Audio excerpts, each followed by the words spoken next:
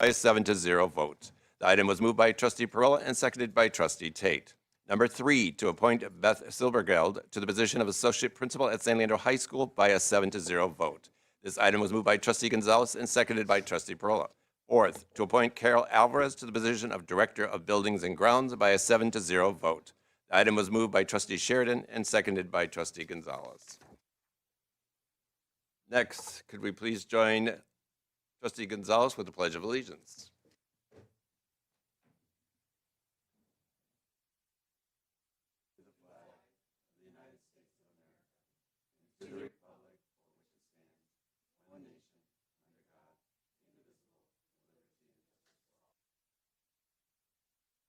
Thank you, trustee. Next, mission statement. Trustee Tate. The mission of the San Leandro Unified School District is to educate students to achieve academic excellence in order to become confident, collaborative, and engaged citizens in a community rich in heritage and diverse in culture, where we value our traditions and embrace innovation. Thank you, trustee. Please, trustee Sheridan, the equity statement. The Board of Trustees believes that the diversity that exists among the district's community of students, staff, parents, and guardians, and the community members are integral to the district's vision, mission, and goals. Addressing the needs of the most marginalized learners requires recognition of the inherent value of diversity and acknowledgement that educational excellence requires a commitment to equity in the opportunities provided to students and the resulting outcomes.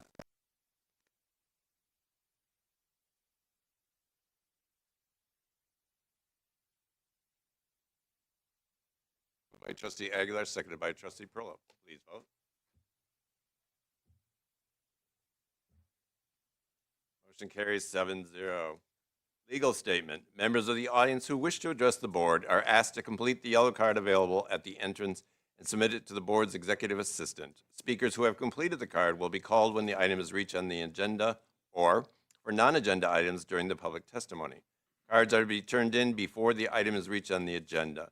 Please note the meeting is being recorded. State law prohibits the Board of Education from taking any action on or discussing items that are not on the posted agenda except to A, briefly respond to statements made or discussing items or questions posed by the public in attendance, B, ask questions for clarification, C, provide a reference to for a staff member or other resource for factual information in response to the inquiry, or D, ask a staff member to report back on the matter at the next meeting and or put it on a future agenda. Government Code 54954.2A. Ms. Mayfield, do we have any comments? I do have one that was sent to us via email, which I'll read right now. Hello, we are a bilingual, bicultural family and have been thrilled with the dual immersion program at Washington. My youngest daughter will be entering transitional kindergarten next year. We have worked hard to make her bilingual through speaking Spanish at home, and she attends a bilingual preschool. We would love it if the transitional kindergarten at Washington also had an option of being in Spanish and becoming integrated into the dual language immersion program. This was sent to us by Vanessa Littman. Next up, we have bond report.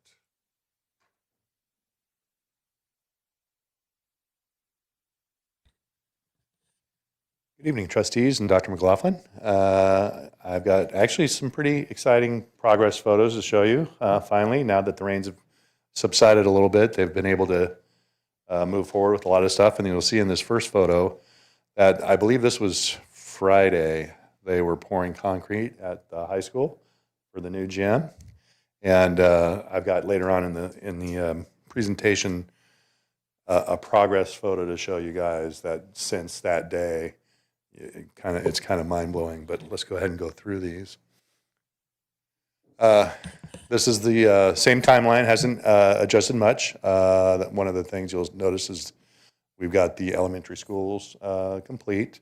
Most of these projects, with the exception of the gym, just because there's a few factors at the gym, just because we were with so much rain delay that we're still working on scheduling and seeing what that looks like.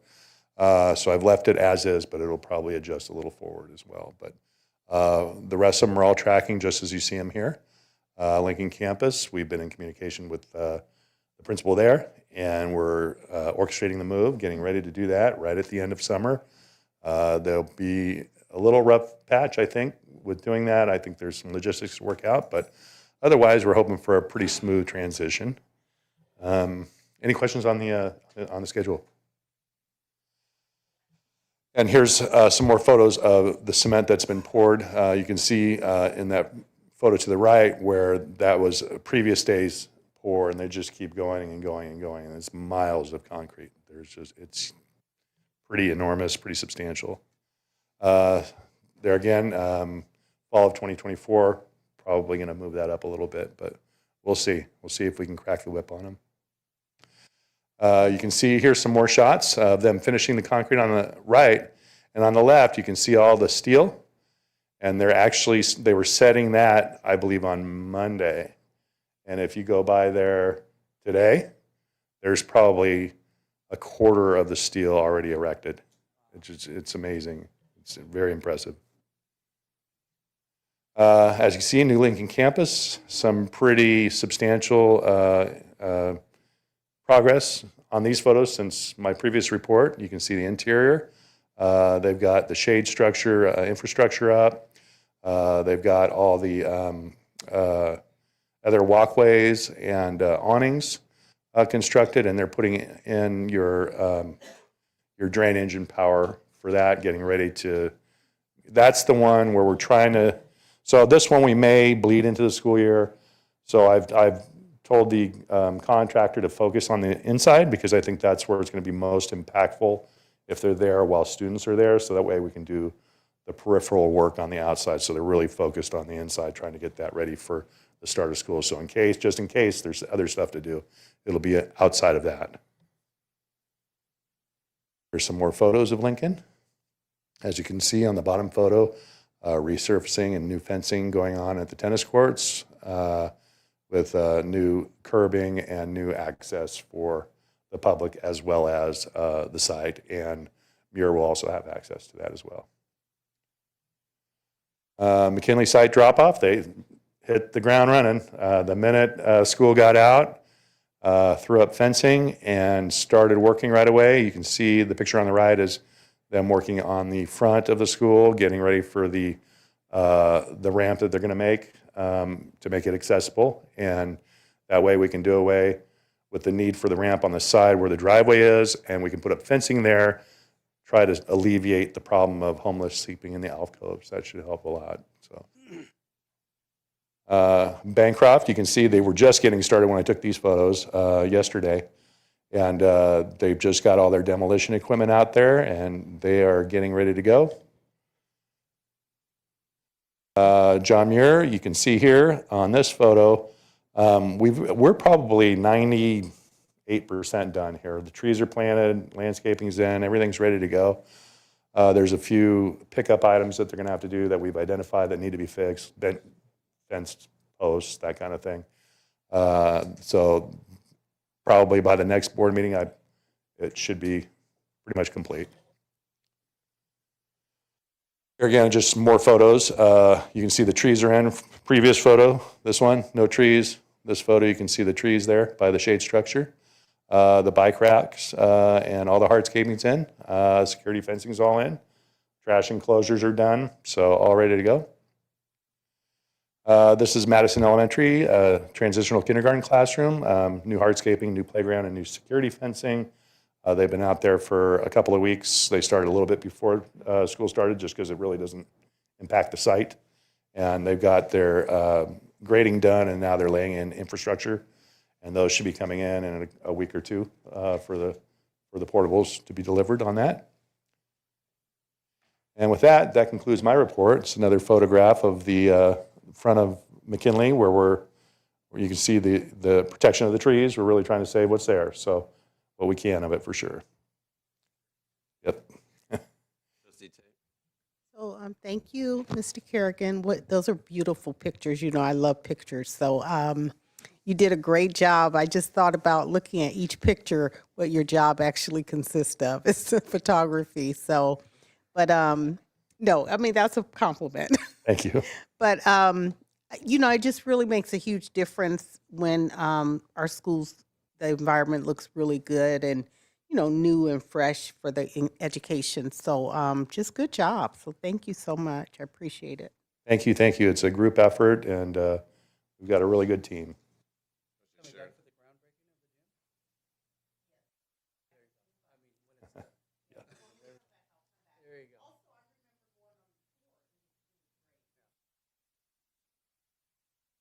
A lot of progress since then, too. Trustee Sheridan. Yeah, I want to thank you for the presentation, and also commend you and the group on the progress on the construction, the way you guys have handled it. I mean, it's just running smoothly. I have a question for you with the gym. Do you have any of the details, which I think would be fun facts for after the fact, how many yards of concrete were actually poured, especially because of the magnitude of this gym and, the size that it could be and the ranking as far as gym sizes for public schools? I think that'd be some neat information to hold on to. Yeah, sure. We can come up with the stats real easy. I've got all that information. So, Amounts of steel, yeah. concrete, all of that good stuff. yeah, we can definitely give you a report that. Right, exactly. Right. Yeah. Yep. We'll definitely, there's a few that we're still waiting on, some of the glass, that kind of thing, but Sure. we can certainly come up with that for sure. Great. Thank you. Trustee Gonzalez. I just think it's amazing as you drive around town to see how many projects are happening at the same time. It's just a lot. And so thank you for having a lot of things happening at one time. And it's all really exciting. The quality of the work is great. I think our community is really excited to see this happening. And so thank you so much for that. And I'm excited to go in the fall on the tour to see what happened during the summer. So looking forward to that. Thank you so much. Thank you. We'll definitely have to set something up for that. Thank you. Trustee Perrella. Yeah, I wanted to suggest that with all these pictures we get shown periodically and everything, somebody at some point should put them into like a booklet or a magazine or something, and we should publish that and make it available to the public and the public library and things like that, because this is a big deal. And it's the last time there was a big deal in the school district, I think, was probably back in 1802, and I don't think it's happened since then. So this is very cool. Yeah, and we have an archive already online. Yeah. All my board presentations are on the board's website, and then also we've got all of the stuff saved. So Yeah, but can we also print it at some at point? any time, if if everybody wants to do that, You can always do a hard copy and put it in some archive. Yeah. At least a couple copies, whatever. Aaron, I had a quick question. So at Mirror, I saw the bike racks, the new bike racks. What are those boxes next to those? Like you can put a bike. those are bikes in. Yeah, It reminded me of when I was in college. Like you put your bike in that. So I thought that's what they were. yeah. We saw those at the ferry terminal, Okay. and So thought those that for might. staff. Or who? They're not designated, so I think it's going to be first come, first You have to served. get a key, right? And Yeah. Well, no, you put your own lock on there, Put your own lock on it. Okay. so that way it's Is there your only combination. two? Yeah, I think there's two. Okay. So maybe those with e-bikes that are worth a little bit more than the other ones. I don't know how we can designate that, but certainly. I want to make sure they weren't detention centers. Those look like bike. That's right. Isolation chamber. Good idea. Thank you for your presentation. A couple things I wanted to say. It was really great during graduation to be using the facilities. So being at Bancroft, it's certainly a lot nicer to use an indoor restroom than a porta potty. And I mean, the public saw that too, and they got to actually see the facilities and how nice they are. And then going to Mears and seeing the exact same thing, it was just really, really great. And then today I drove by McKinley, and my favorite part is the tree bumpers. And it makes sense. It's great for the public to see that we're protecting the trees and taking care of that, so it's going to alleviate concerns. So it's really great to see all that. So. Thank you. We've really tried, and as you guys probably know, we've brought arborists in on some of these, especially these heritage trees, to really try to save them and do the things that we need to do in order to protect them. One of which is over there at the new Lincoln campus. That one tree, we did a lot of work to preserve that tree. So tell your team we appreciate them. Sure, I will. Thanks. I drove by McKinley and I'm like, I thought we were doing this drop off in the back. Because that's what it looked like. It looked like we were coming through. I said, Uh-oh. go back and look at my notes. I'm losing to McLaughlin. I said, I thought we were doing this in the back. But no, that makes sense. Good job. Thank you. Any other questions? Thank you. Thank you very much.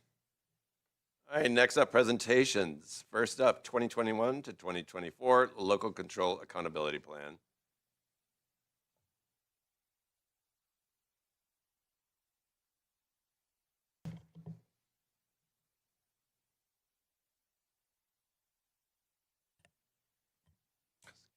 Good evening, Board. I'm here to present information about the LCAP 2023-2024 process, as our LCAP's public hearing is tonight. So we're entering our third year of this LCAP cycle. The LCAP is a 3-year plan that meets 8 state priority areas by creating actions and services that raise the achievement of all students while increasing and improving students' services for our unduplicated students, which are students who are English learners in foster youth programs or students who are experiencing low income. We receive funds from the local control funding formula for all students and a special allocation called supplemental and concentration for our percentage of unduplicated students. While our supplemental concentration allocation is little over $26 million, we also receive state and federal funds that can be woven into the LCAP to create services and programs.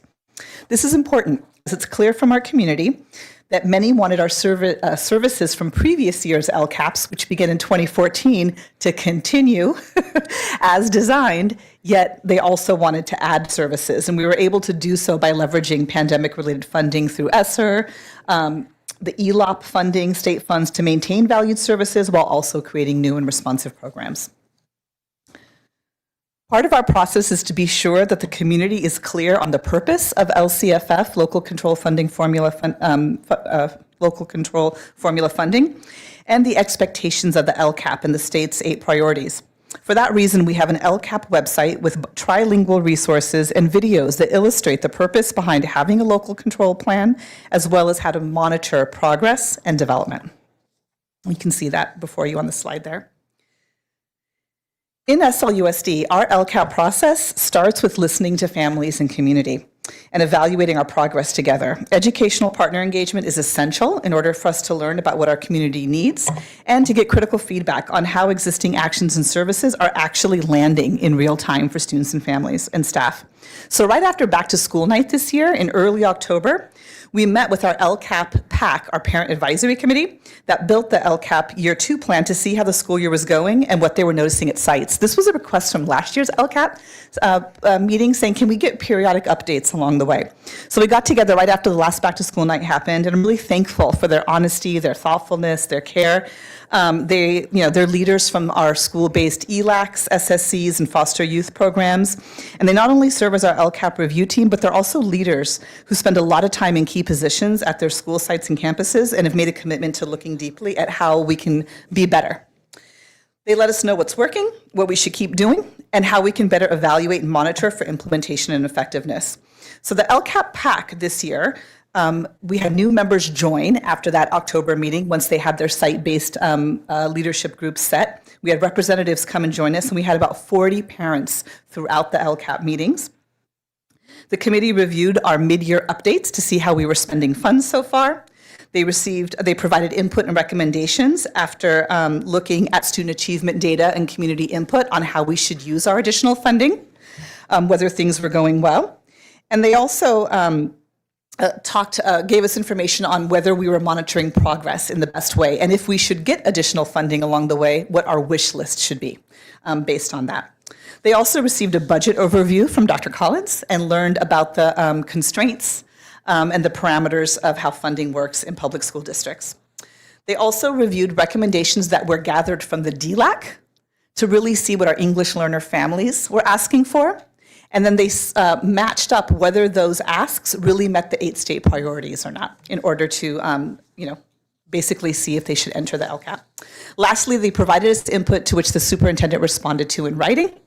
And then they sort of signed off on our LCAP that's going to public hearing tonight.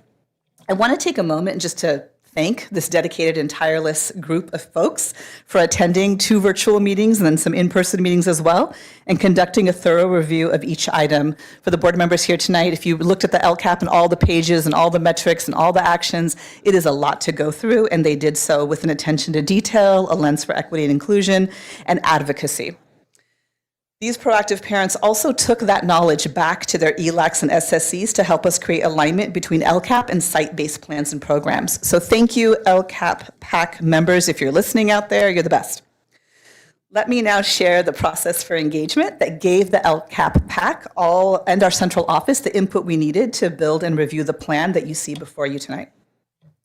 During January and February, we gathered input via LCAP community meetings at every single school site. They held at least 2 to 3 meetings. So with 28 meetings across the district and options to give feedback online, we received over 75 pages of open response feedback about what is working and where we need to improve as a school district, as aligned to our strategic plan.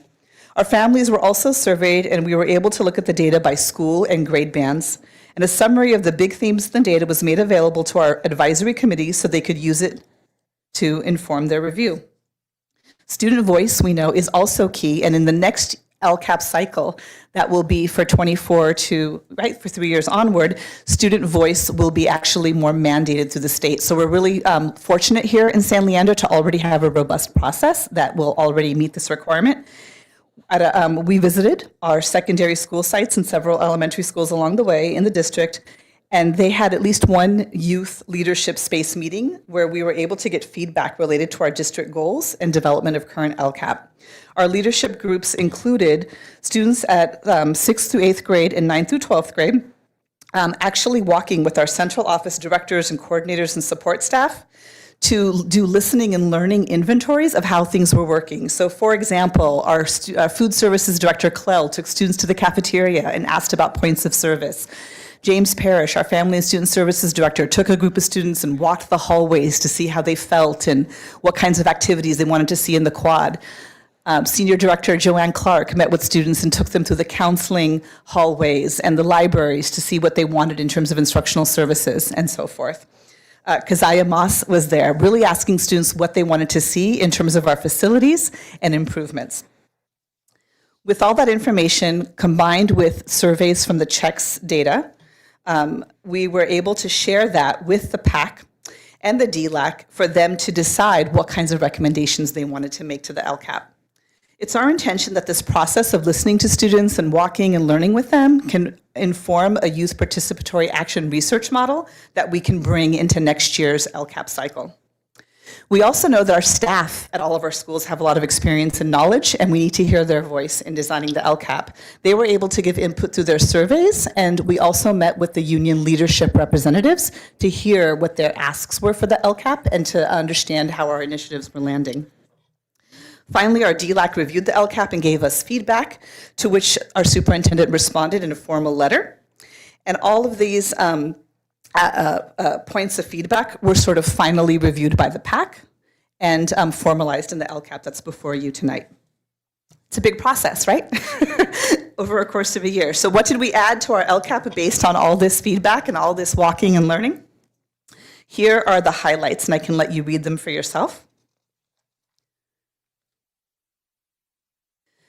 The LCAP is mighty long. It's filled with 114 action items across 5 goals.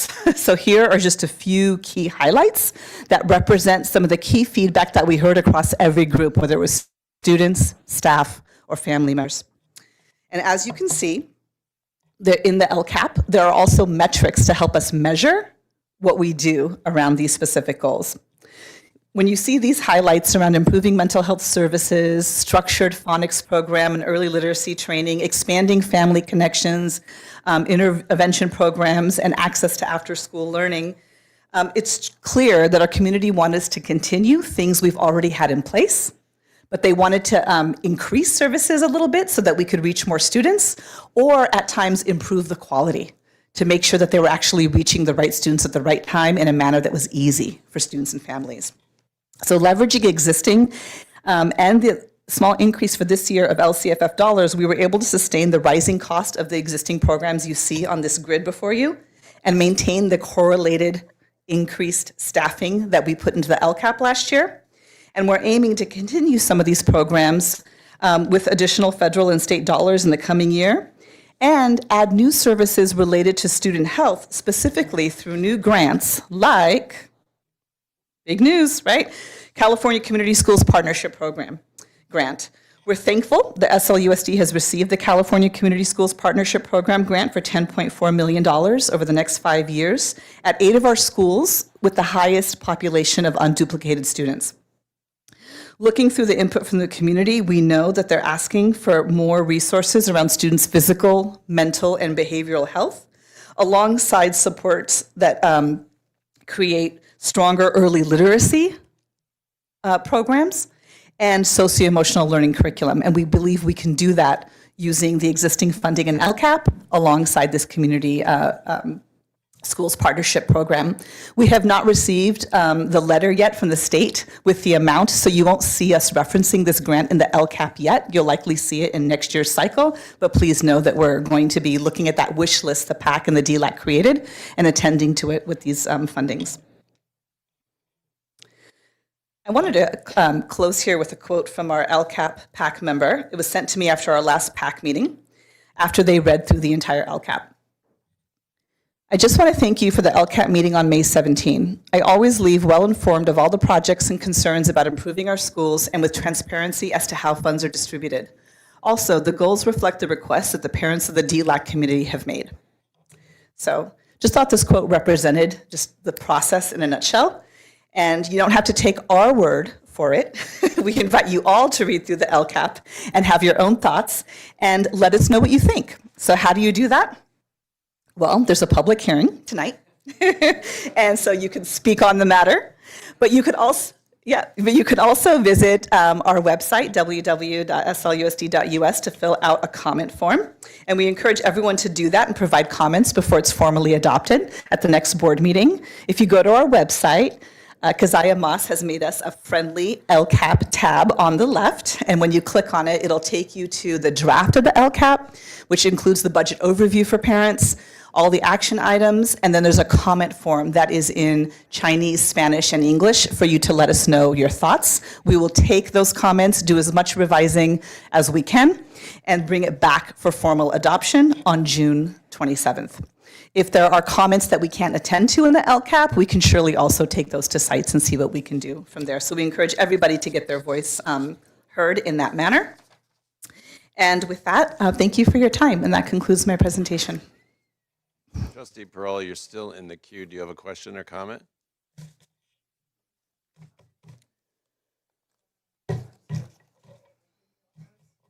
Trustee Sheridan. I'm sorry, I didn't realize I was still in the queue. I forgot to turn me off. But no, thank you for the presentation. It was great.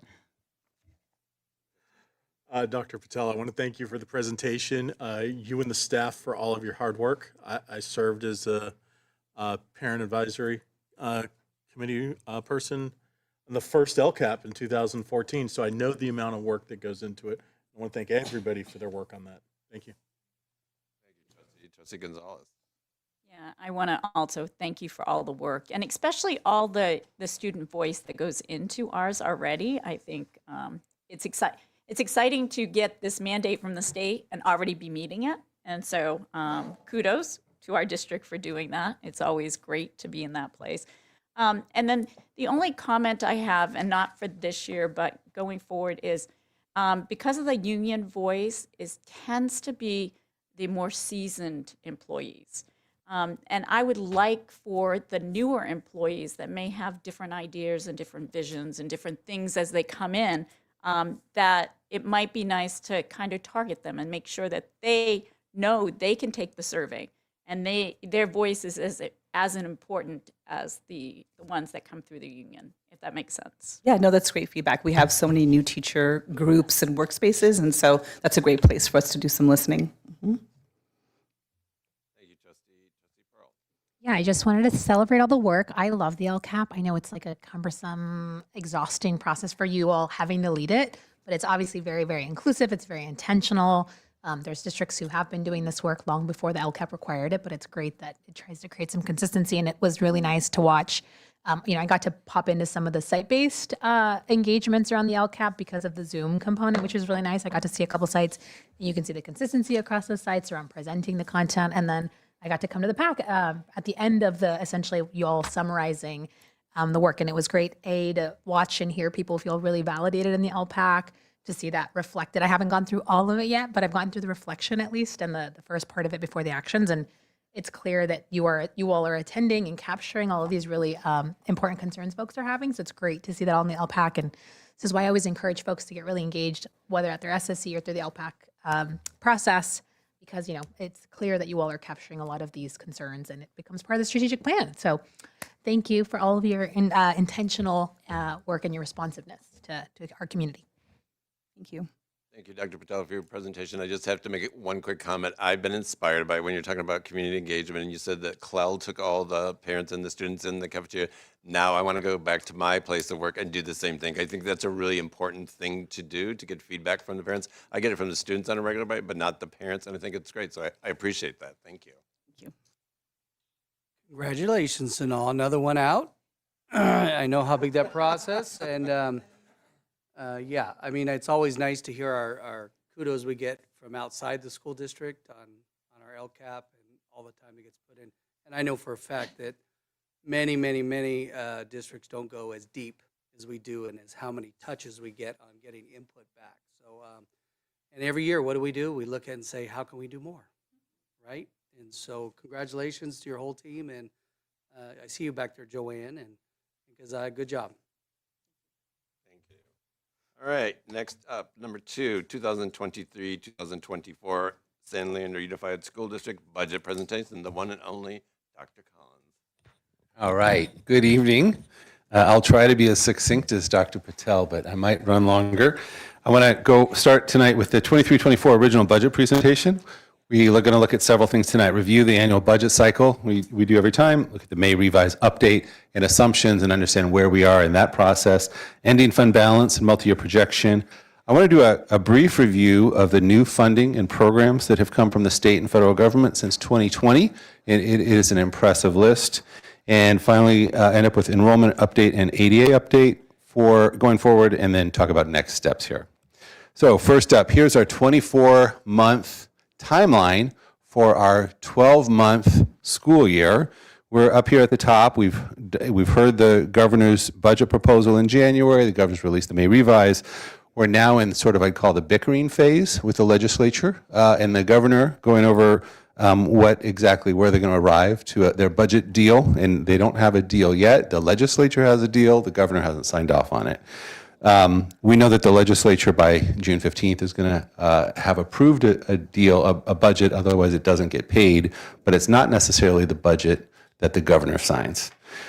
We then go into the beginning of the year and then off into first interim, second interim, et cetera. So that's the budget cycle. For the May revised proposal, we know that there is a COLA of 8.22. Two things to know about the COLA. One, it's a measurement truly of that cost of living adjustment. Technically, it's an implicit price deflator. It's a measure essentially of inflation. Inflation is going up or has been going up. So there's our Prop 98 calculation for COLA. Second important thing to know about that is what can the state afford? So what the calculation is, what does the state afford? Sometimes the state affords less and they can suspend Prop 98. Sometimes they can afford more. And we had a few years ago, Governor Brown gave us a super COLA one year, added a little bit of COLA. This year we had a COLA augmentation.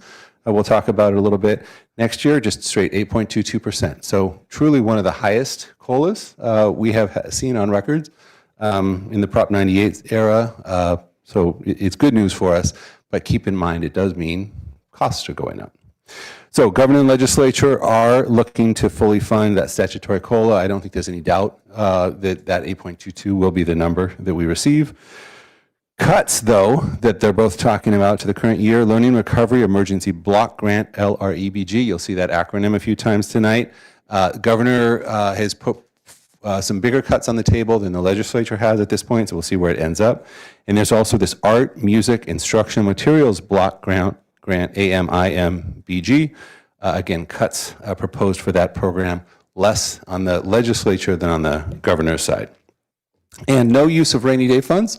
They're using a little bit of trickery to do this and some different assumptions, but at this point, it's a pretty realistic budget. Few new programs compared to prior years, and again, we'll see what the last 3 years have brought us, but few new programs, sizable programs for 23-24.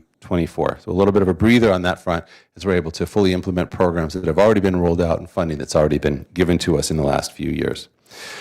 Proposed cuts, a little more about that. Learning Recovery Emergency Block Grant. Remember, we got $13 million for this year. We can spend it through 27, 28. Our idea is to use that to backfill, to kind of step down from our COVID services over the next 4 years once our COVID funds are gone.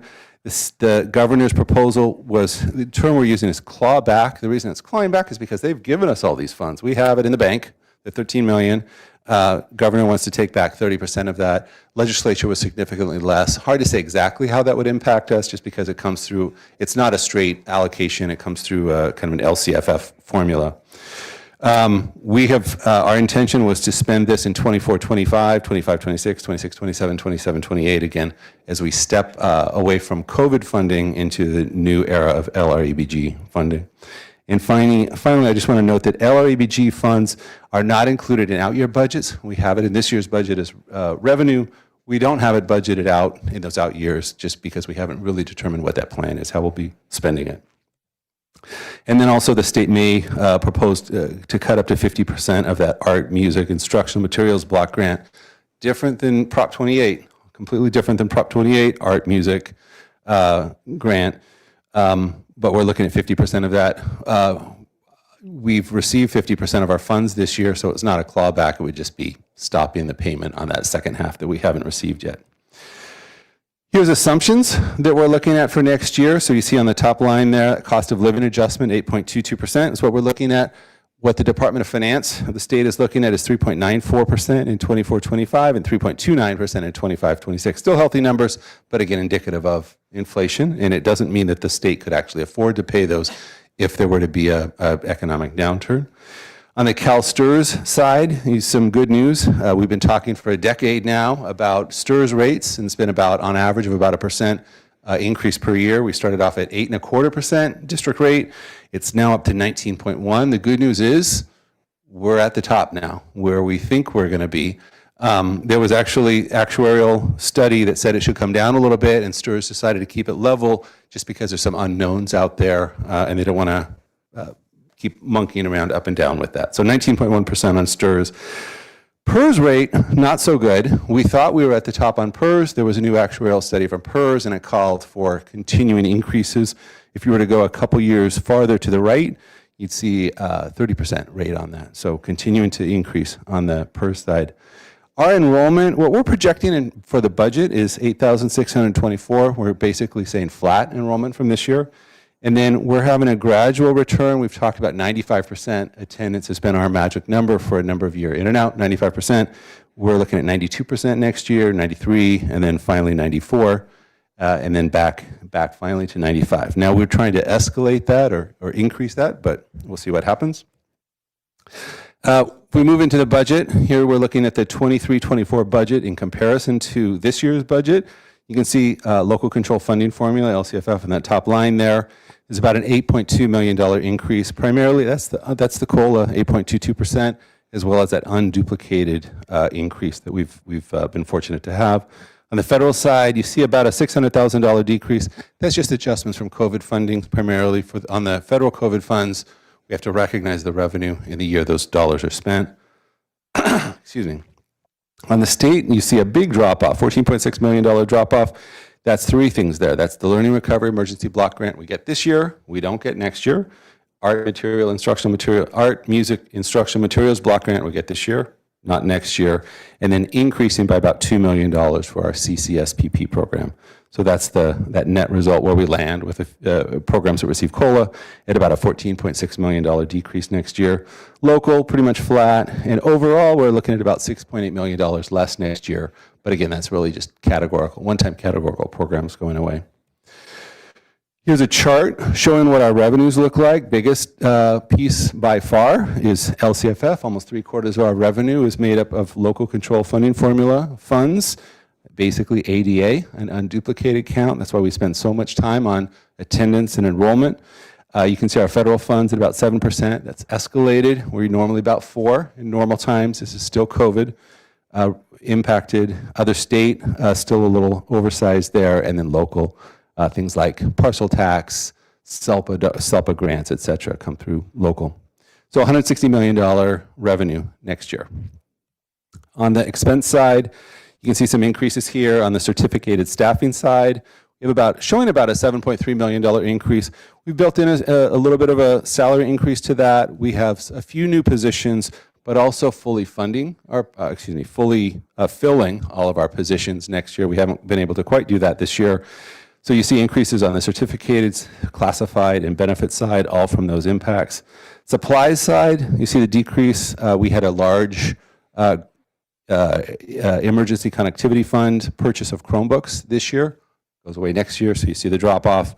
On the capital outlay side, you see a big increase there as we move into starting to build the new district office that's being built out of redevelopment agency funds. So you see the increase for 23-24, and then that's also mirrored in 24-25.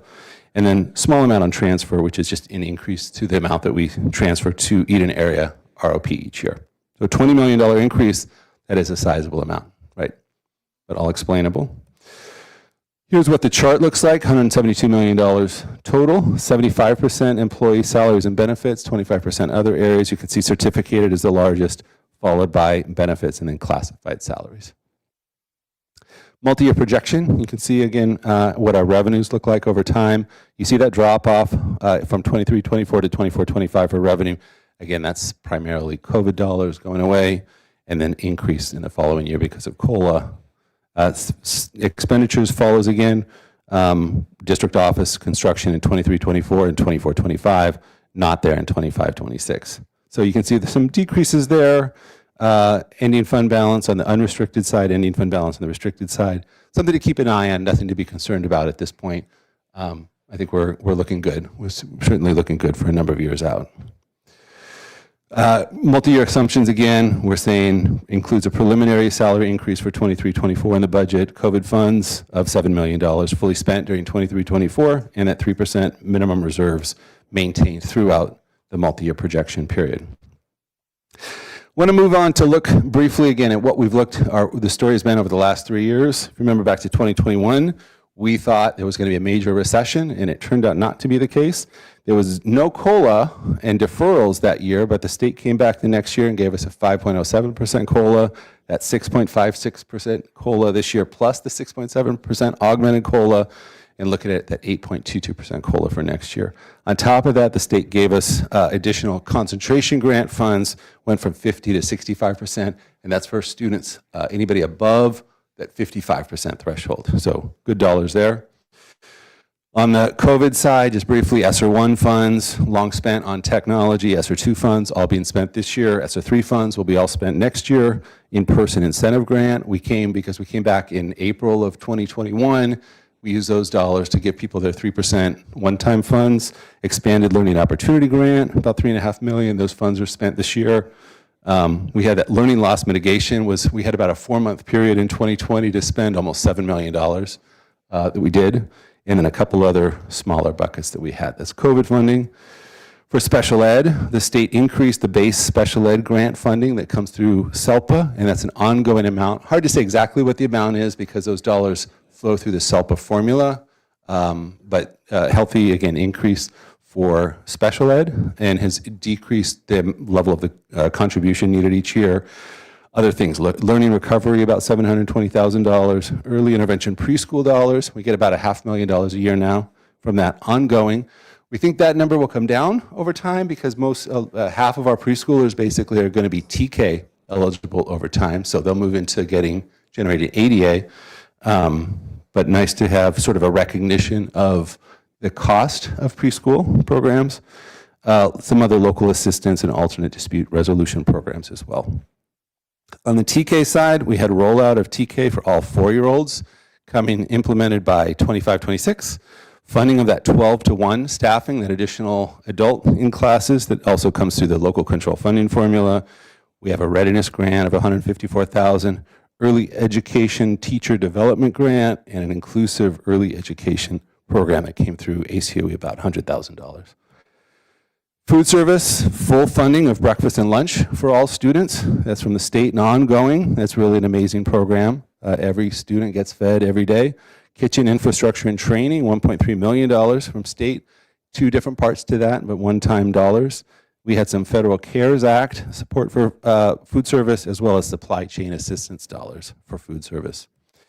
Home to school transportation, we got 60% reimbursement, about $1.2 million ongoing.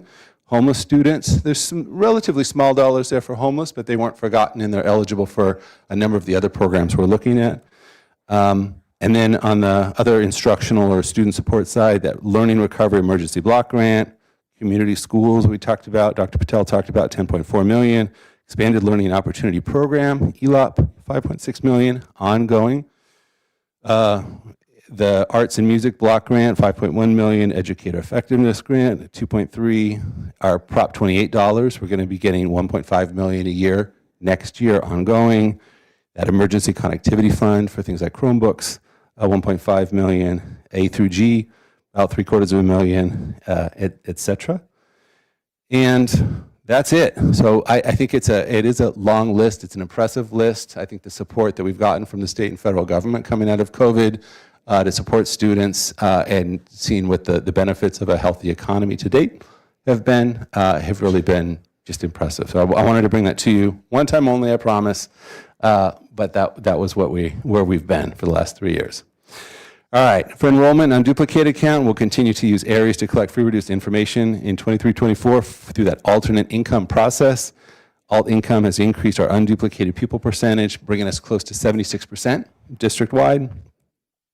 We're projecting flat enrollment again for 23-24, really declining enrollment K-12, but then we're increasing by new TKs coming into the system.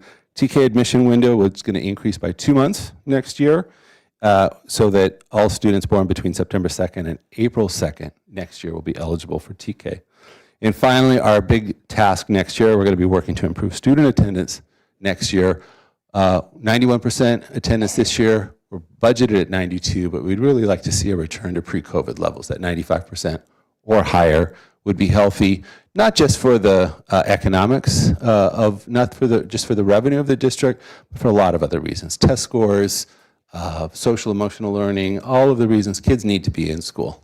It's time for them to be here full-time, at least as much as they were before COVID. Finally, next steps, public hearing for the LCAP and budget tonight. District must hold that public hearing at a separate meeting prior to adoption of both of those documents. And then we have the adoption of the LCAP and budget on June 27th. And that is it. Trustee Tate. Thank you, Dr. Collins. That was great. You did a great job. Thank you. I had a question about the attendance. Did you say we were at 91%? Yeah, we're just above 91% this year when you factor in all of the different pieces and ESY and whatnot. But essentially, 91% was our enrollment figure this year. Well, that's- Much better than last year, Yeah. but it leaves a lot of room for us to grow. And has a lot of impacts on our schools, offices, teachers, families when they're not sending kids to school. It has a major impact on everyone. Right. Okay, well, thank you so much. I appreciate that information. Trustee Gonzalez. Yeah, thank you for the presentation. And I was impressed with the 91% because we were just coming out of COVID and the fact that I think a lot of families kept their kids home when they had any sniffles. So I think the 91% is actually really good. But again, love to see it at 95. Question, you had talked about the arts and music decreasing and that we probably just wouldn't get the check or we wouldn't get the money. And that money would be for next year. We've already received all the money for this fiscal year. So there's two different major block grants, $13 million for the Learning Recovery Emergency Block Grant. We've gotten all of those dollars already. So if the state does take some portion of that back, $1 million, whatever, they would claw that back. They would essentially, do a reverse apportionment through a mechanism they have. On the art, music, instructional materials block grant, we've only gotten 50% of those dollars, essentially $2.5 million. So there's no timeline for those to be spent. They can be used for anything, including operations of the district. We just have to approve a plan for that. And at this point, we're thinking we're just going to hold those into reserve because it looks like there might be potentially some rocky times coming up. But it's good to just hold those at this point with all these other funds available. Yeah, so some of those money were already in the budget that you gave us for last year, and it might disappear. So 22-23, just revenue only, though. On the revenue side, it is budgeted for revenue this year. So if, by August, when we're closing the books, we would know officially what the state was doing with that, what our official updated allocation would be. We would adjust that down in terms of the close of the books. I want to say that's kind of crazy. They give the money and then they take it back. And then they take it back, yeah. But anyway, That's the case, especially when they take it back, when they're saying, because you're getting these Prop 28 funds, which are supplement, not supplant, they're doing exactly that. They're actually supplanting what they've already given us with this other voter-approved proposition money going forward. It is a little strange. well, thank you. Yeah. Trustee Perrella. The question I had was, you were saying that you would like to work to bring enrollment up, not enrollment, but attendance up. And what do you do to do that? How do you improve that? A number of things. I think when we're going to be talking with principals this week about that, a number of efforts. One of the big ones is just, reminding parents that attendance matters, reminding students that attendance matters, sending these weekly nudges to parents about, how your kid's attendance compares to everybody else. They may not know that they're an outlier. Enlisting teachers to be sort of advocates for the importance of attendance, having pizza parties, having awards, having ceremonies at school led by principals for that. So we're thinking we're going to give a little bit of a budget to each site to sort of facilitate that, talk about ideas, hear what the ideas of the principals are, and sort of give them clear access to data. And clear access to some of the research that we have found, that how you go about improving data. I think one of the things we've talked about is around COVID, I have the sniffles, so I'm going to stay home, and really be clear about what those expectations are in 2023, 2024. What does health say? What does the science say about that? I think the sniffles at this point, go to school, right? Down the box of Kleenex. Okay, thank you. Good job, Kevin. I should have asked you in the office, but it's not a school question, but how can the state build a budget when our taxes aren't coming in till the end of October? That's a big one. I'm waiting to ask you this question. Yeah. I said, how can that happen? And that has sort of been building it. They're kind of having to build with this black box, not knowing exactly what. And we're talking about 2022 taxes now that would normally have been in and counted by this point that aren't due until October. So, and even if it's, I think a lot of people have already paid their taxes, but it's those high earners that are the ones that are going to wait and put it off. It's been a trick, and I think that's sort of been a little bit of hand wringing over how well that goes.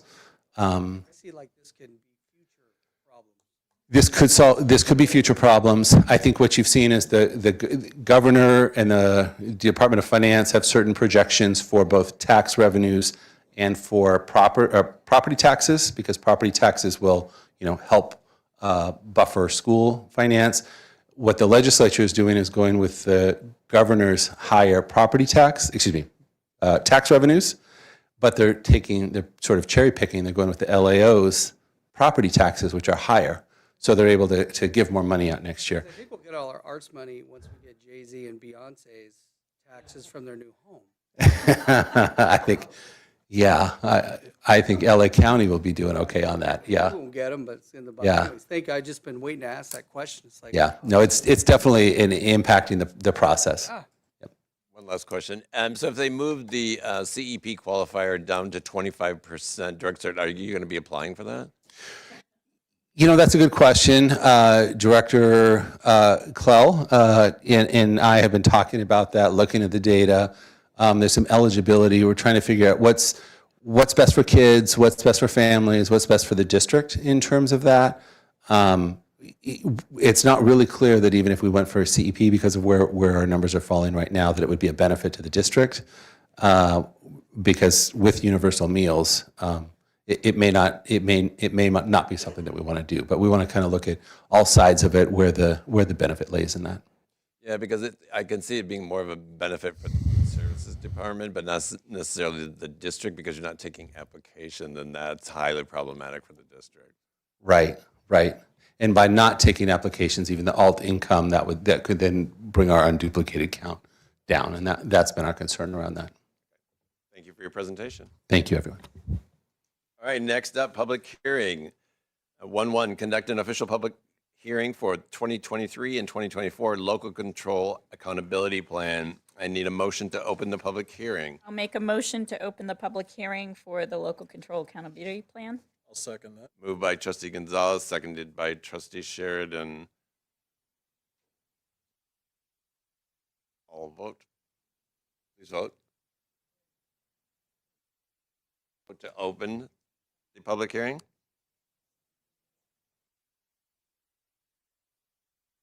Motion carries 7-0. We have no public. Seeing no public, we will have no comments. Can I get a motion to close the public hearing? Moved by trustee Aguilar, seconded by trustee Tate. All those in favor of closing the public hearing, please vote. Motion carries 7-0. 1-2, conduct an official and public hearing for the 2023-2024 district budget. Can I get a motion to open the public hearing? Moved by trustee Parola, seconded by trustee Pearl. First time I said that. All those in favor of opening the hearing, please vote. Motion carries 7-0. Once again, seeing no public, we'll have no public testimony. I'm sorry. Move to close.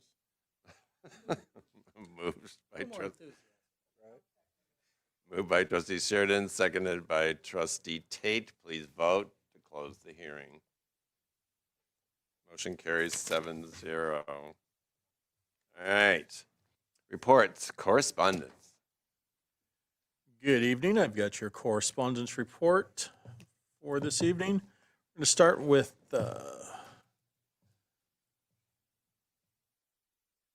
May 16th, Cal School News update.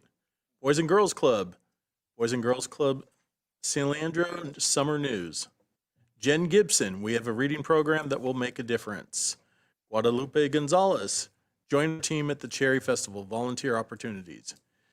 AEC 2023, registration is now open. Cal School News with the Cal School News update. SEL School Consulting, tackle student mental health crisis with SEL. Belli Acharya, CTWI, you're invited to Building Trades Workforce Development. Impact. Dave Hobart, you're invited to his chili cook-off. Building Futures, people we encounter every day need our help. CSBA Daily News Roundup, Cal School News Update, and that is it for my report. Thank you. Thank you, trustee Sheridan. And there is no student board member, and I don't see any union representative. So on to board committee reports, communication advocacy. Yes, we just had our meeting last night, so it's fresh off the press. Bond update, we reviewed the bond projects and the communication surrounding those projects. A lot of messaging went out about the fields that were closed for all this work, and so they did a very good job with putting up the signs and getting the message out. The pool rental, because our pool is down, we found out that most of our clients are now renting the pool at Mills, and so Mills has taken a lot of that. And then the last was Stephen Cassidy is going to be working on some mailings about the bonds to go out this summer and fall to start messaging to the community what's been happening with the bonds. We reviewed the events and resolution awareness calendar. We liked the fact that we had for this last year, we put the resolutions a month ahead, and we're going to continue to do that. We think that was very effective. We're also looking at adding City of San Leandro and Chamber of Commerce events onto our calendar. So we have more awareness of what's happening in the wider community. For district communication projects, we debriefed the promotions and graduations. We debriefed the Cherry Festival. We said we really liked the games at the Cherry Festival. We also liked having the 3 booths. It allowed a lot of more interaction and really structured interaction with the public. We talked about we are looking at having a state of the district, and it'll probably pending. We have a pending date. It hasn't been set, but we're looking at probably in October, hosting it at Lincoln. So we're looking at when Lincoln multipurpose room is available, and do a breakfast again like we did in the past. I think the breakfast worked well. And then do the tour buses so that they can, because we're at Lincoln, they can see Lincoln, the adult school, Muir, and Joaquin, and then bring them over to see Bancroft and the high school and probably McKinley's drop-off area. And so watch for that. It will be sometime in the fall. And then we're looking at the breakfast, we'll also plan to have flyers on the strategic plan and where we are on meeting the goals of that plan. The advocacy discussion, we talked about the awards ad hoc timeline and just asking for an update. And so the members of that are Jackie Pearl, Leo Sheridan, and Diana Prola. And so this is a reminder. Yeah.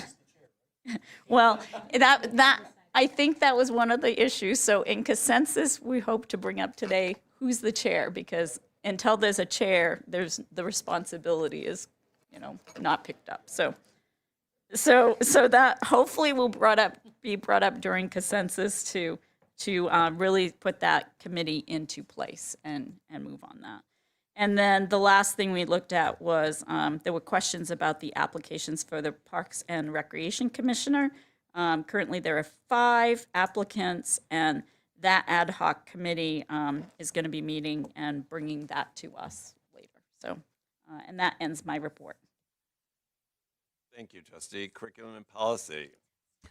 All right, we met on Monday, May 22nd, right upstairs. Under policy updates, we reviewed the updates and have some items for your approval tonight. The one policy we pulled was board policy 9220, and I'll ask Trustee Oshinsky and Trustee Pearl to help me fill in the blanks, which deals with governing board elections, specifically with regard to updates around, recalls, candidate statements, trustee area elections, and election ties. That's a lot. We collectively agreed that the policy requires a comprehensive community engagement process and a full board discussion. So we are suggesting at a study session, suggesting a study session prior to a board meeting. I forgot which one. And June 27th. Thank you. And the other cheese hole you'll have to help me fill is bringing that for consensus tonight. Perfect. So we'll have a lengthier discussion, but we definitely had a very comprehensive discussion around the policy and what we could possibly do to, get a process started, because it's not going to be a one and done kind of thing. We're going to have to be talking about this for about a year, right? And we do have an election coming up. So things to look forward to. We also took a look at the Opportunity Program Board policy, where students who complete 9th grade and fail receiving 0 credits can go to an alternative setting to get back on track. And the last piece we discussed specifically in policy were governance policies and the governance handbook. We took a look at CSBA Sample School District Governance Calendar, which Trustee Pearl brought to us. I remember bringing it a few years ago too. And we just made some suggestions about, what we could do, what could happen with governance related stuff. And so I think we landed on taking a look at protocols, right? And reviewing what those look like. Again, another thing that we'll have to talk about for a little bit and refresh us on best practices as far as governance goes. Under curriculum, we discussed AP African American Studies, which we plan to offer next year, initially as a 1-semester course. Am I correct? No. 1 year, that's right. Okay, my notes were wrong. 1 year.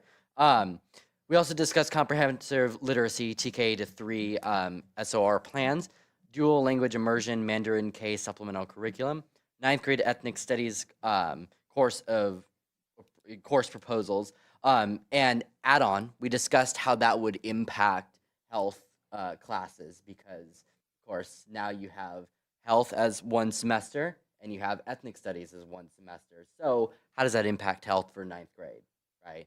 And so that's a longer discussion. We got an update on the high school math pathway update and discussed TK programming, and then capped it off with computer science education pilot and digital literacy discussion. A lot of great stuff. This was a really good meeting.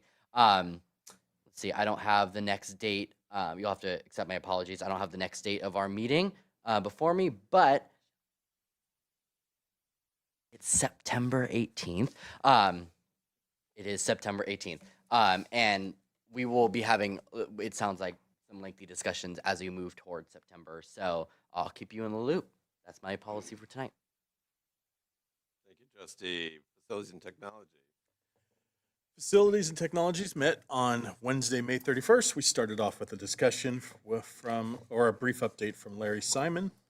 Next on, we moved on to discussions around the draft calendar proposal for next year for F&T. We also had a discussion regarding the McKinley site closure during the summer, notifications going out to the neighborhood.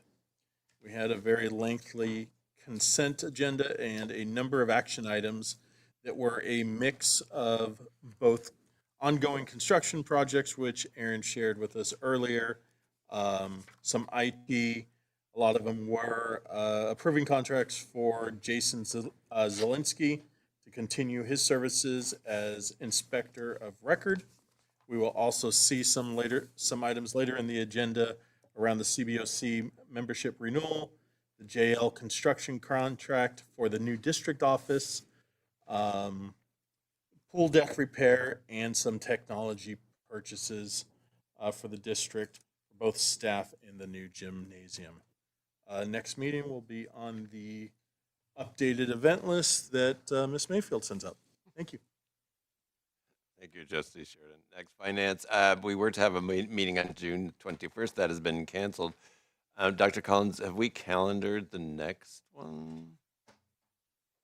We have not. That's something that we should work on for next year. Once the governing board calendar is approved, we'll take a look at where those finance committee meetings will fall for next year. Makes sense. Thank you. Date. Well, date met on Wednesday, May 17th. We started with a discussion of the end of year cost data. We also had another discussion regarding smoking and vaping in the bathrooms and some of the strategies to reduce that, including closing the restrooms upon reporting an incident, what students can do to support other students, reviewing campus supervisor schedules, and Larry and Rocky have also been working on the implementation of some technology to help curb that issue. We did have a discussion about considering a possible name change to the date committee, but we kicked that can down the road. And then we also talked about the Voices and Wellness Centers.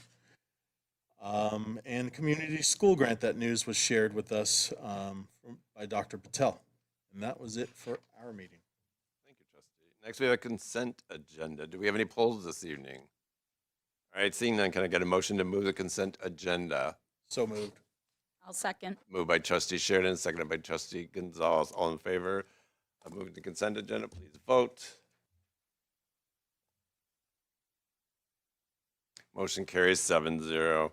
Next, action discussion items. Number 1A, CSBA board policy updates.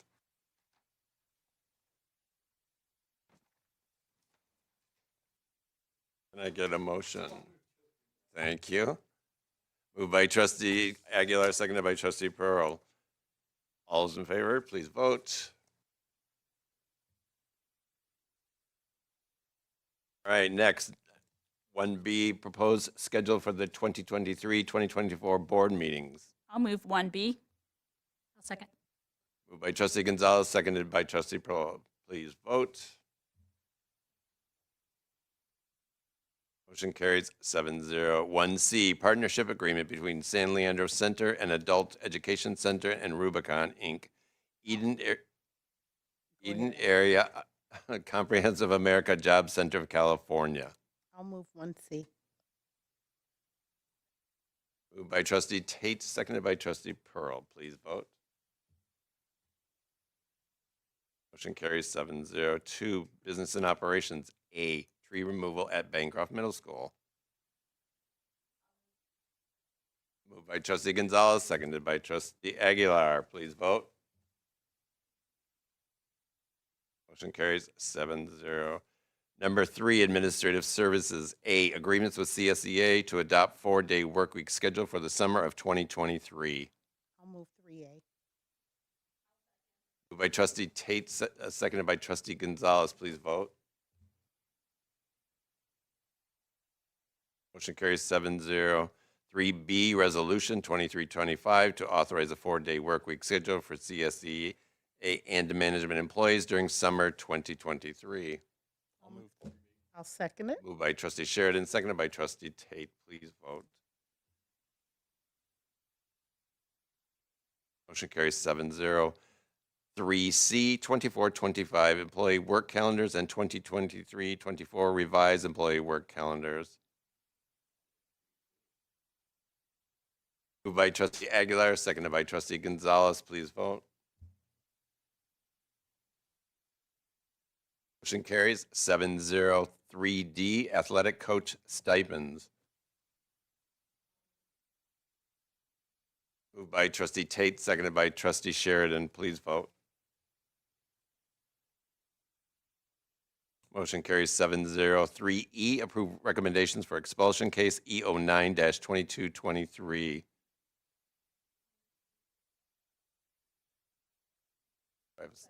Moved by trustee Pearl, seconded by trustee Tate. Do we have a discussion? Trustee Sheridan? I'd like to offer a substitute motion and increase the essay to 1,000 words and 45 hours counseling. Everything else to remain the same.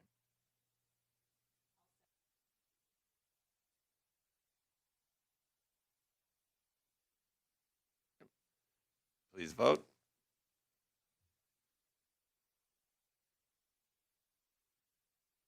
Item moves 7-0.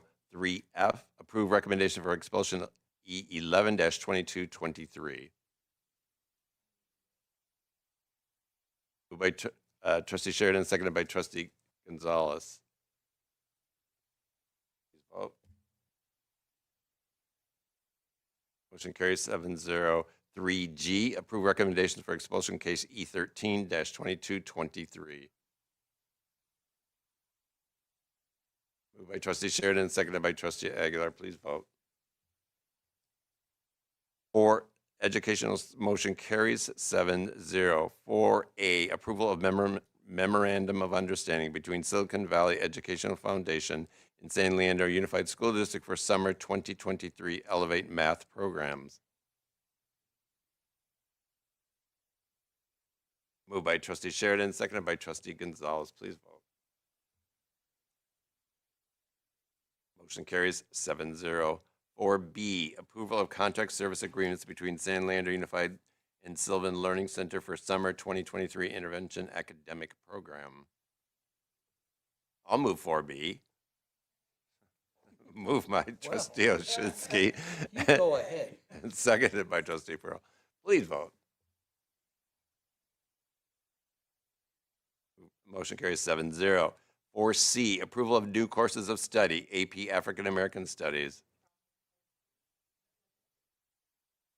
Moved by trustee Tate, seconded by trustee Pearl. Please vote. Pearl. I was close.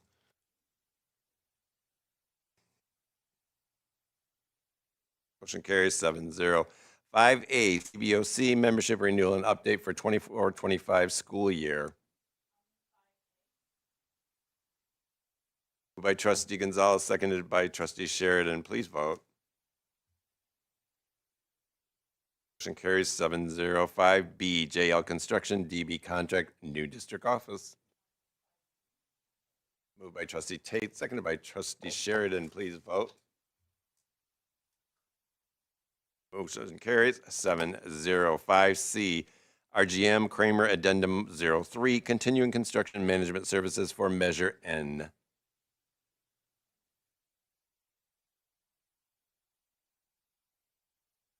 Moved by trustee Pearl, seconded by trustee Parola.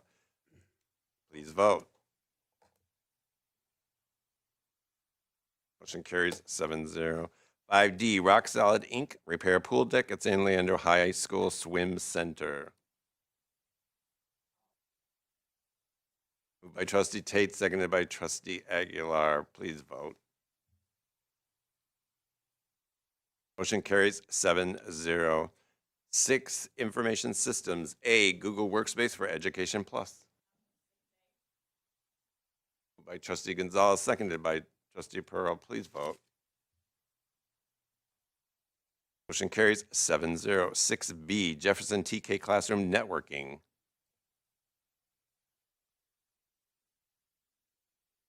Moved by trustee Sheridan, seconded by trustee Gonzalez. Please vote. Motion carries 7-0. 6C, new San Leandro High School Gymnasium Wi-Fi.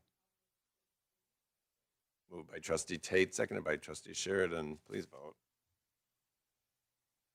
Motion carries 7-0. 6D, staff MacBooks. Moved by trustee Aguilar, seconded by trustee Gonzalez. Please vote. Motion carries 7-0. Cabinet reports. Our superintendent. All right, well, graduations. Overall, I think we had some great celebrations out there. We'll do some tweaks again at the high school. We have to keep ahead of them, making duplicates of our wristbands. But other than that, I think it was a lot cleaner than we had last year. So great graduations. Middle schools were great. Hit a couple elementaries, and those are always nice as well. Want to thank you for letting me attend our daughter's graduation, and that was quite a pleasurable moment. You never know how excited you are as a parent until one leaves. And we will miss her when she goes away to college, but we also we kind of forgot through this whole melee that we were celebrating a promotion of a 5th grader to 6th grader. So going to Jack's was quite as cool. So we had a good graduation season at the McLaughlin-Arnett compound, and want to thank everybody involved in getting those graduations going. It's a lot of work, and we will debrief on how we always want to make them better, and as more people we can attend is the better. Cherry Festival, great job. Keziah, everybody's team to get the booths ready. The tattoos are great. I think I finally got mine off. I do shower every day, but man, that sucker, man. They wanted to put one on my face, and I said, no, let's put it on in my wrist. But, God, all these Cherry Festivals I've been to, that was the biggest crowd at the parade. I thought that was just incredible. It's the way it should be. People were there in the downtown. The kids on top of the bus, I think they felt like they just won like the NBA championship. You know what I mean? So, and it was great at the communication advocate to talk about what we can do next year. I think we've already hired James as to be the spokesperson on the mic. He was pretty good at, enrolling soon and all these other things. So anyways, great job. Everybody that was involved. I like the path of the parade and where the booths were. I mean, we did enroll one kid, so that pays for everything.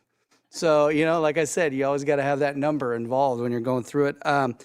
Leo mentioned a little bit about the safety. So we did a little bit. We're doing like a big safety audit, with Rocky, and Larry's helping as well with getting the technical. What things can we put in technologically to help with some of these issues? So right off the bat, we're getting quotes. You will see that the high school is our last wiffle ball, which means we got to close it down. So you'll see those front doors have the buzzer system like our middle schools and elementary schools. And all the other gates will have closing mechanisms with cameras. The gate to the parking lot, you will not be able to drive right in. It'll be the same thing as the side gate. So we're trying to lock down those areas, and then also looking at, we've been aware all year as well as the vaping and the other unfortunate activities happening in the bathroom. So we've got all kinds of recommendations, and we're vetting all those out, as we move along, so we can have the best possible thing, along with, security and campus supervisors, hitting their spots. Because, the number, I've heard this presentation before on stopping vaping in the bathroom, and it's bodies. You got to check on those bathrooms randomly all the time. And then the kids know, guess what?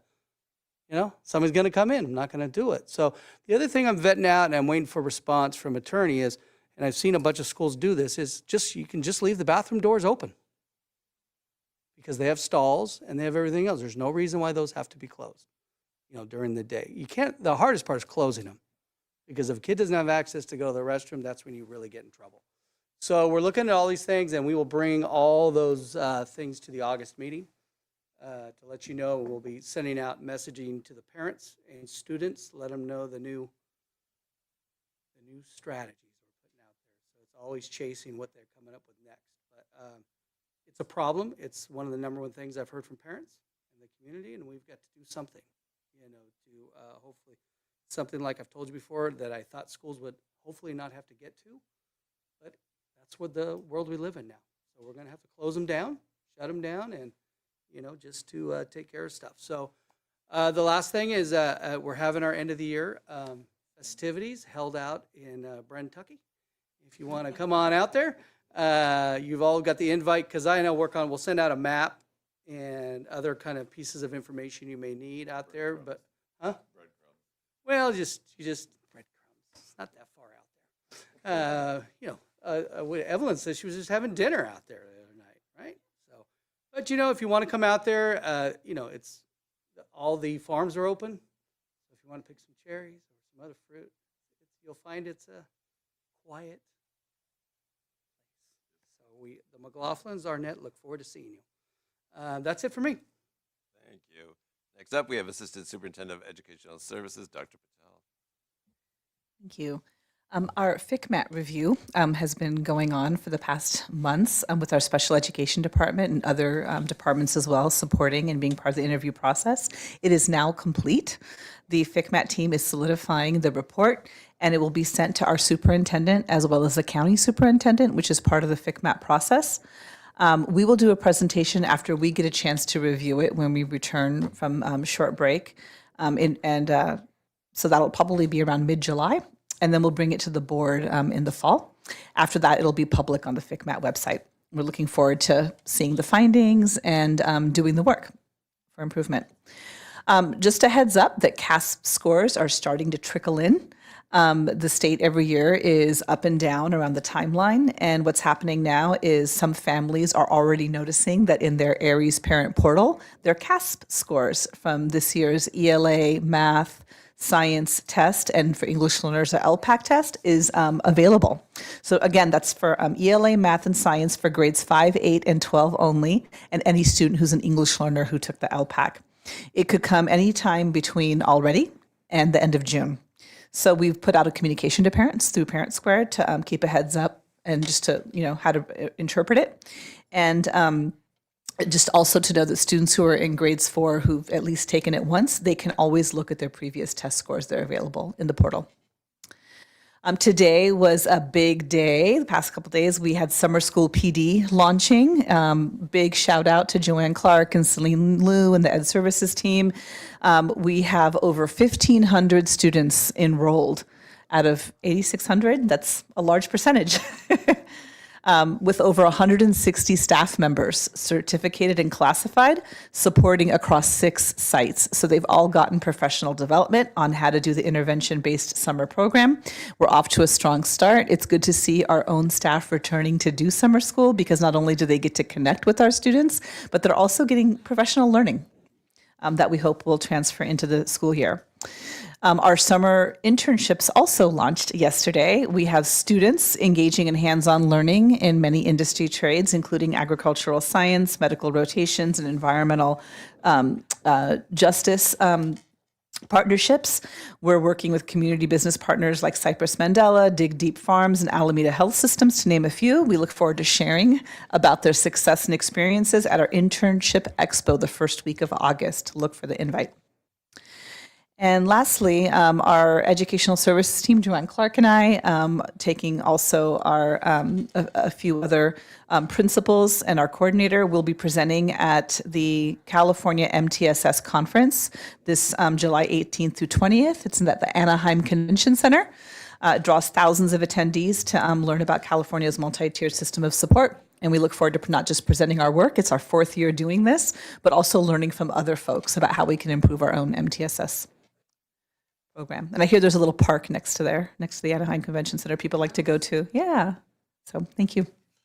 Thank you, Dr. Patel. Next up, Assistant Superintendent of Administrative Services, Dr. Sanapatine. Good evening, Board of Trustees and Dr. McLaughlin. I'd just like to take this opportunity, in case you're listening, to welcome Nikki Washington Beth Silberg as the new leaders to SLUSD and to congratulate Jeff Sloan and Carol Alvarez on their new positions. The Administrative Services Division continues to be pretty busy right now, posting, interviewing, and hiring to fill the vacant positions for the upcoming school year. Director Ward and Coordinator Falarka, along with their team, have been just doing a really stellar job of communicating all of the vacancies and setting up interviews for classified and certificated positions. And I just want to thank and acknowledge them. They're often running multiple hiring panels back to back in some cases. And during this time of year for that department, it's pretty hectic. But they are pulling it off beautifully, and all the while getting started on planning the process for the beginning of the year for next year. One of those events being the Welcome Back Rally celebration that's being planned in order to, along with the support of Director Moss, is also a big part in that. We're going to be doing this. It's a new thing for our district, but it's going to be a rally celebration to help greet all of the new and the returning employees and to celebrate some of the employees' years of service with our organization, along with some other accomplishments. So we're really looking forward to see how folks respond to that. And I just want to thank that team for their hard work because they're really organized, and they're just doing a really, a good professional job with welcoming all of the candidates, and we're getting some good feedback around, how they feel around their onboarding experience. So we know that it's hard to do that, so we just want to make sure that they feel appreciated. And all this time, at this time right now, we have all but one vacancy to fill for all of our elementary schools. So all of our elementary schools will be fully staffed. Right now, there's an exception for one more hire. The third grade, I can't remember what school, but that's pretty amazing. This also includes having only one more vacancy to fill for our special education teachers' vacancies. And when we started this season, we needed to fill 19 of those, and we have one right now, and we think one's in the queue. So that's pretty amazing, right? So we're pretty proud of that. And then we do have a few more openings between all of our secondary schools for our middle and our high schools. And that's mostly in the subject of math and music. So if you hear anyone, send them our way. And finally, I want to thank any of the SLUSD staff members that also might be listening, all of those who contributed to us completing another successful year in the district. We know that it had its challenges at the beginning of the year, post the pandemic. But it just seems like our staff here is just really invested in making sure that our students have the best educational experience despite any of the challenges. And we look forward to doing this all over again next year. And that concludes my report. Thank you. Thank you, Doctor. Next, once again, Assistant Superintendent of Business Operations, Dr. Collins. Good evening. I'll be brief this time. Want to echo the sentiment. Welcome Carol Alvarez to her new position as Director in the Maintenance Department. I'm looking forward to working with her. And just want to recognize the Director of Food Service, Clell Hoffman, who took his team, used some of those funds that we talked about earlier, the KIT funds, and him and his team are up in Napa this week at the Culinary Institute doing training specifically around school food service and looking what they can do to even make their program better and more appealing to students and make sure that we continue to provide meals that students want to eat. So thank you, Clell, for that work, and thank you to the state for providing those KIT funds. So thank you. Thank you, Doctor. Next up, Assistant Superintendent of Information System, Mr. Larry Syme. Thank you. So while, the staff wind down, I think for the central office and support staff, this is really the wind up to the big time of year, the busy time. We're still underway on the security audit I talked about earlier in the year, and we hope to have those results soon, be able to share that with you in the fall.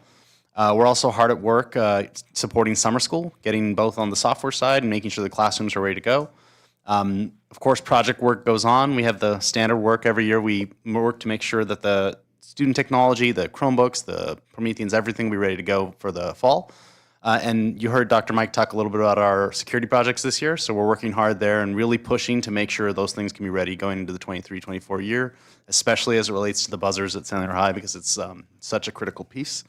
Another big one on our software and information side of the house, you heard Dr. Collins talk a little bit about attendance, so we're really assessing some of our software and our practices and making sure that the systems we have in place to support our schools around attendance and seeing information are working properly and will be, optimal for them. So that's a big focus for us this year. And that's all I have to report on. Thank you, Mr. Simon. Once again, our superintendent. Sorry.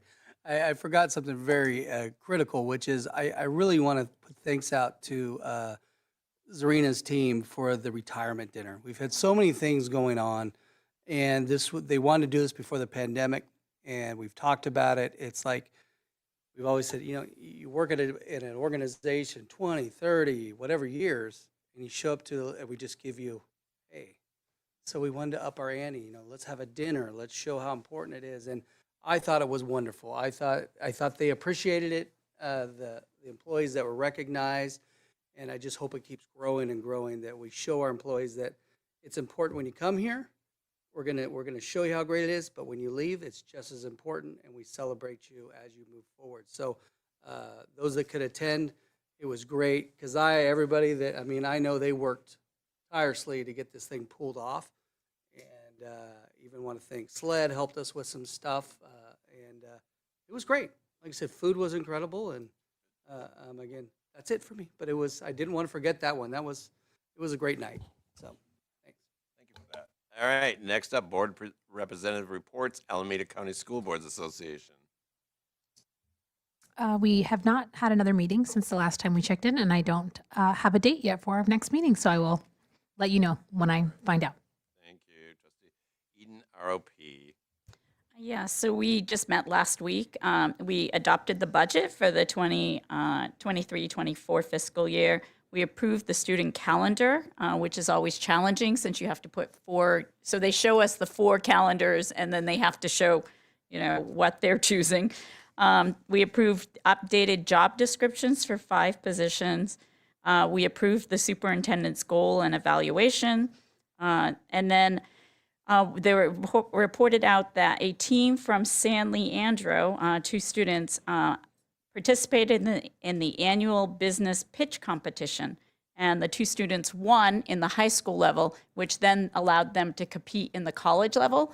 And they came in second in the college level. And so I think that that's very impressive. And so, and then we approved a salary increase of 4% for next year. And so. Thank you, Trustee Mid-Alameda County. So we met yesterday evening, and we've had a lot of meetings for MaxELPA. But I was sharing with Trustee Pearl that normally we don't have that many meetings, but for whatever reason, we've had a lot of meetings, but we've got a lot of work done. So the big item on this agenda was to increase the SELPA director from a 0.3 to a 0.5. And the reason why it was so important to meet several times on this matter is because we did we did our due diligence to collaborate with all 4 districts to ensure that we were all on the same page. So the existing director at Castro Valley is resigning, and so he was a 0.3, and so now we will hire a 0.5 to service the 4 districts: San Leandro, San Lorenzo, Hayward, and Castro Valley. And so, we really did our due diligence to work with the other parties involved to ensure that we were making the best choice at this time fiscally and, for the responsibilities of the position and for it to grow.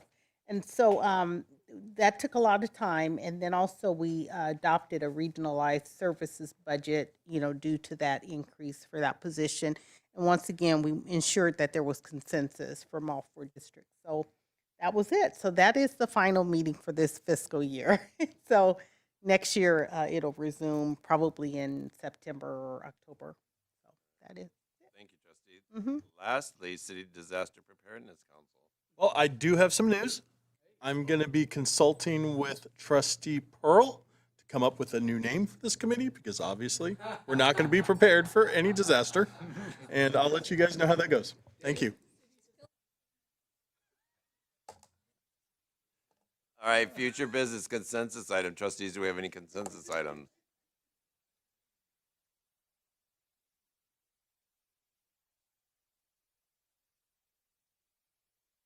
Trustee Gonzalez?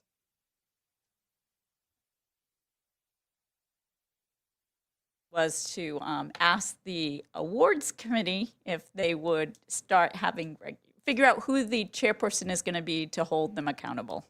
And so the three of you, who's your chairperson? Yeah, it's Trustee Sheridan, Trustee Pearl, and then who is, oh, Trustee Prola. You volunteer?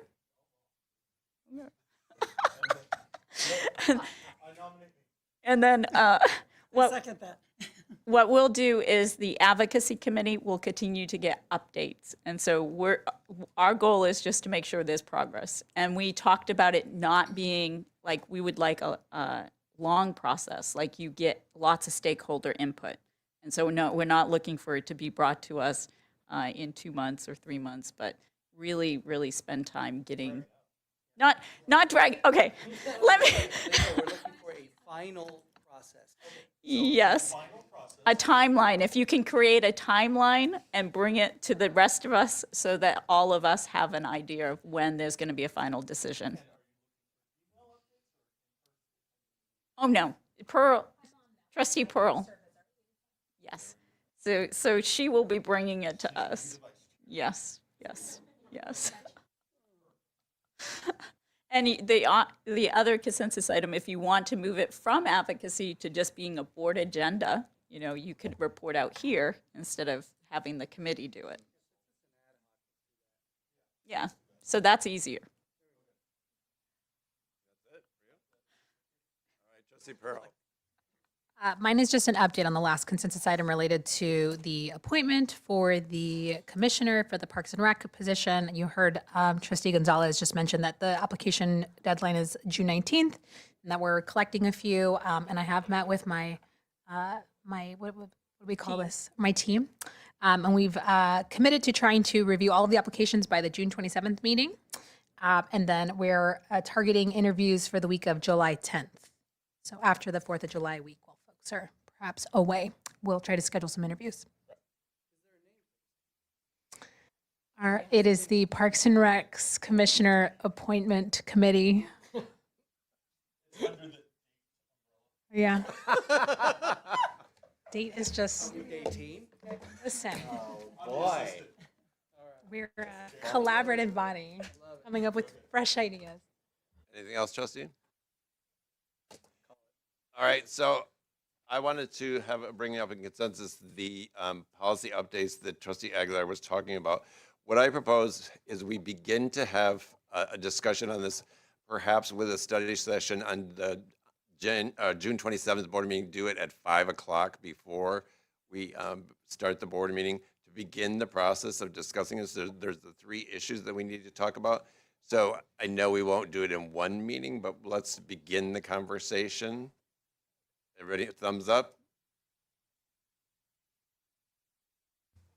Ms. Mayfield, can you see if the conference room will be open?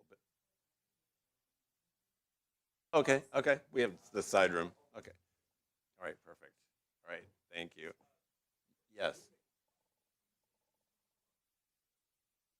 Yeah, that's fine. Yeah, that's fine. All right, on June 27th, 5:15 at the Barbara Lee Center, our first study session regarding the updates. Okay? Good. All right. Additional suggestions and comments from board members. Trustee Perola. I'm sorry, what, James? Back to consensus. I'm sorry. Oh, I'm sorry. Go ahead. You want me to do it?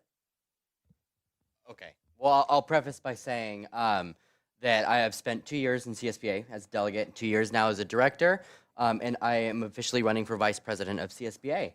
And it's a serious thing. Like, they vet you for the role, they interview you multiple times. Diane has actually served on the candidate review committee a long time before. But one of the things that they request are 4 letters of recommendation, either by a governing board or individual board members. And so with your consensus, I would absolutely love if Peter and Mike or anybody, however we want to work it, could write a letter of recommendation for me to send to the paralegal in charge of candidate review. It's exciting. It's exciting stuff, and I would appreciate your support as I try and step into this role. Thumbs up?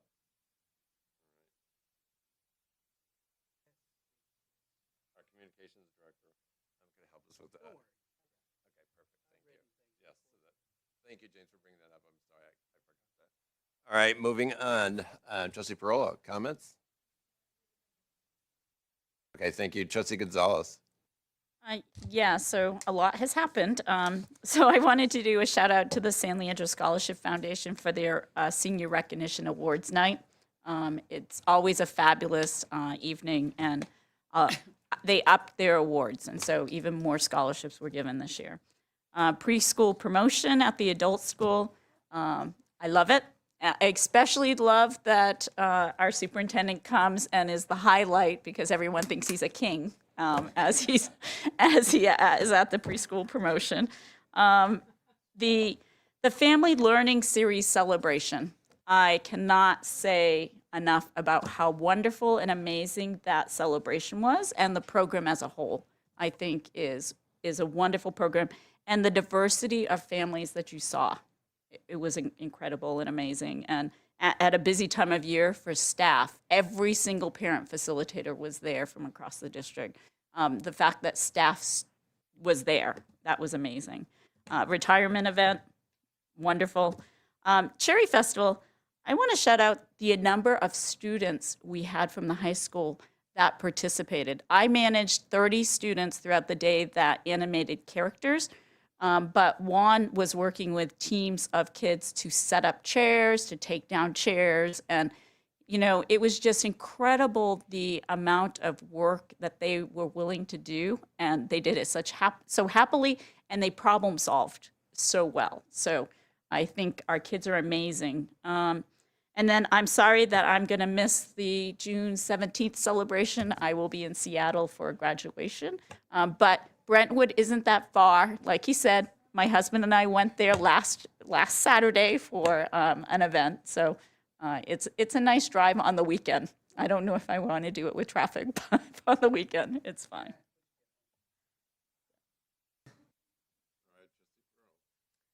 Yes, I will not repeat all of the wonderful things about all the wonderful events that have happened. There were just lots of amazing between the Cherry Festival and all of the promotions and graduations. I got to attend a great handful of them, and I was just really impressed with the fact that your team didn't fall over by the end of the week. I'm like, people are still standing, just like day in, day out. You know, like schools are running, end of the year, like people are at promotions all day long, putting together one event to the next. And then the next day you get like the LCAP in your inbox or, you know, the budget. And so it's just very clear that it was an all hands on deck, just like team effort. And so just want to celebrate the team, cabinet, staff at schools, obviously our superintendent and everyone who has just put in a ton of work into making the end of the year really celebratory, in addition to like taking care of business and just being really responsive, as I've already said. Yeah, Cherry Festival was fantastic. Is there anything I missed? I'm sure there were other things I wanted to celebrate and I'm just drawing a blank. No, I think and then updates on, I've been able to attend 4 out of the 5 Masters in Governance sessions. And so in the middle of all the busy, I was coming off of my own really intense experience learning with the California School Boards Association. I think that the training is fantastic. So I really appreciate us as a board, suggesting strongly that we attend and participate in the training. I, got to see folks from all across the district, and I'm really glad to be part of a board that's very collegial. And I always say really positive things when I hear from other districts and challenges that folks are facing, that we have a really collegial and copacetic board. And yes, I'm coming back with lots of ideas and enthusiasm. So don't mind me if I bring all of my tools and tricks that I've learned. I think there's really, really good training. I think it's very, very good.